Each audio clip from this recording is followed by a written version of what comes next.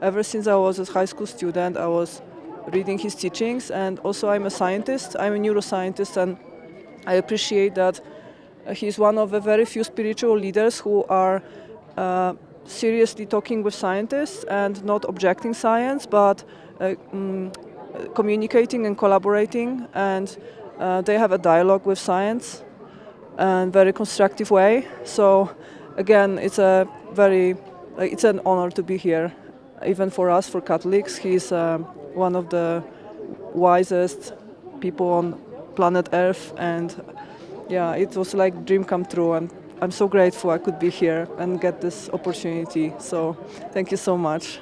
We're all so excited. We are very, very happy. It was the most important moment in our life.